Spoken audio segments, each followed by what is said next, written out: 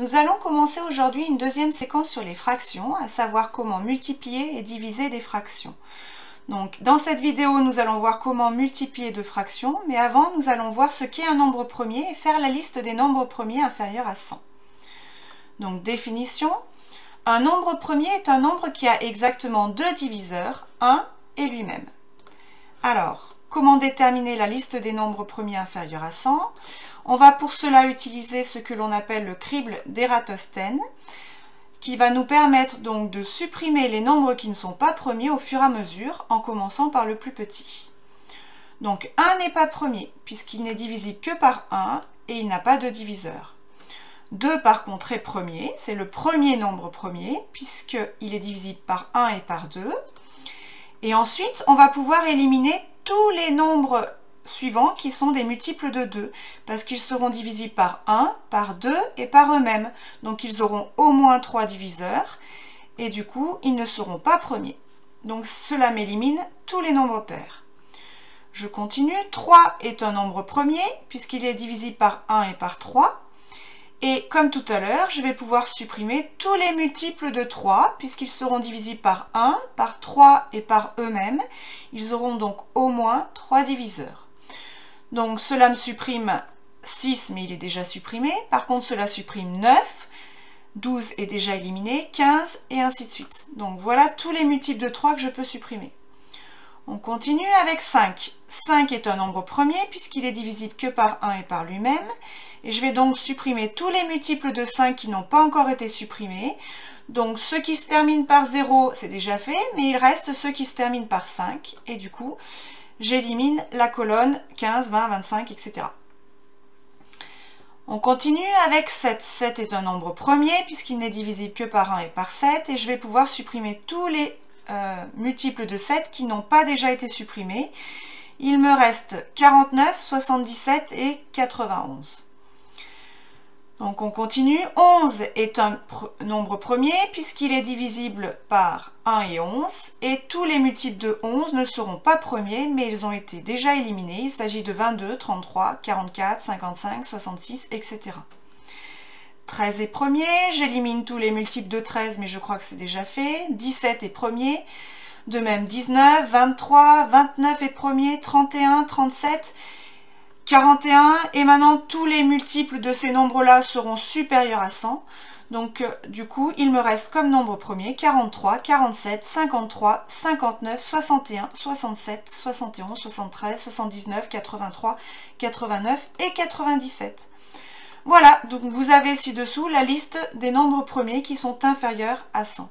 Cette liste, c'est bien de la connaître. En tout cas, c'est bien de connaître les plus petits. Parce qu'on va l'utiliser pour simplifier des fractions. Et donc pour multiplier des fractions, ce sera plus facile. Alors vous remarquez que ces nombres premiers, en fait, ils ne sont pas mis de façon très régulière. L'écart entre deux nombres premiers est différent.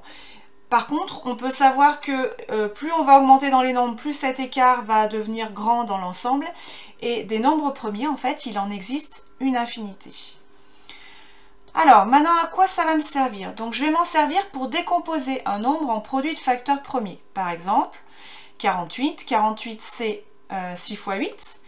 6 n'est pas premier, je peux le décomposer. 8 n'est pas premier, je peux le décomposer.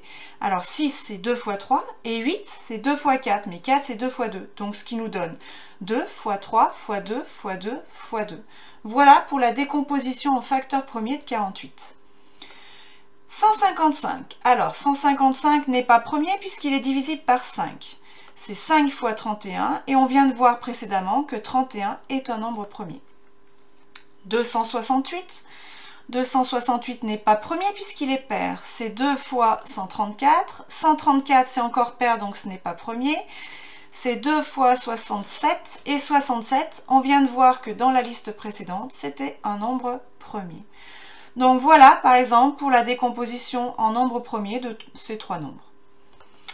On continue. Donc maintenant, on va voir la règle de la multiplication de deux fractions. Donc pour multiplier deux nombres relatifs en écriture fractionnaire, c'est très simple. Il s'agit de multiplier les numérateurs entre eux et les dénominateurs entre eux.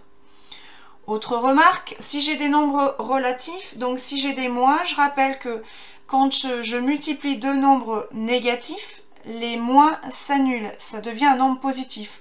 Donc pareil, dans une fraction, quand je vais avoir des nombres négatifs, si j'ai deux moins, ils s'annulent. Alors, autrement dit, donc si j'ai A, B, C, D, 4 nombres relatifs avec B et D différents de 0, puisque je ne peux pas diviser par 0, A sur B fois C sur D est égal à A fois C sur B fois D. Alors, application, concrètement, si je veux multiplier 3 sur 7 fois 8 sur 5, donc je vais multiplier les numérateurs, 3 fois 8, et je vais multiplier les dénominateurs, 7 fois 5. Alors, ce sont pas tous des nombres premiers, mais 8 c'est 2 fois 4 et je n'ai pas de 2 au dénominateur. Donc, du coup, je ne vais rien pouvoir simplifier. Ce qui me donne 3 fois 8, 24, 7 fois 5, 35. On continue avec 35 sur 21 fois 48 sur 45. Alors, cette fois-ci, j'ai des nombres qui ne sont pas premiers et je vais pouvoir simplifier. Donc, 35, c'est 7 fois 5. 48, c'est 6 fois 8, 21, c'est 3 fois 7, et 45, c'est 9 fois 5. Du coup, si je peux simplifier, ça va m'aider parce que je n'aurai pas besoin de multiplier 35 fois 48. Donc ici, je m'aperçois que je peux simplifier par 7. Je peux également simplifier par 5. Il me reste 8 fois 6 et 3 fois 9. Sauf que je peux encore simplifier. 6, c'est 3 fois 2. Donc du coup, je peux simplifier par 3. Il me reste 8 fois 2 en haut et 9 au dénominateur. Je n'ai rien en commun entre le numérateur et le dénominateur, puisque 9 c'est 3 fois 3. Donc du coup, ça me fait 16 sur 9. Dernier exemple, 49 sur 21 fois 18 sur 42. Donc pareil, je ne vais pas calculer 49 fois 18 et 21 fois 42. Je vais décomposer et ensuite ça va me permettre de simplifier. Donc 49 c'est 7 fois 7, 18 c'est 3 fois 6. 21 c'est 3 fois 7 et 42 c'est 6 fois 7. Donc je m'aperçois que je peux simplifier par 7, je peux encore simplifier par 7, je peux encore simplifier par 3 et je peux encore simplifier par 6. Et du coup, eh ben, il me reste rien en haut et rien en bas. Du coup, ça fait 1 divisé par 1, autrement dit, ça fait 1. Voilà, c'est terminé pour cette vidéo.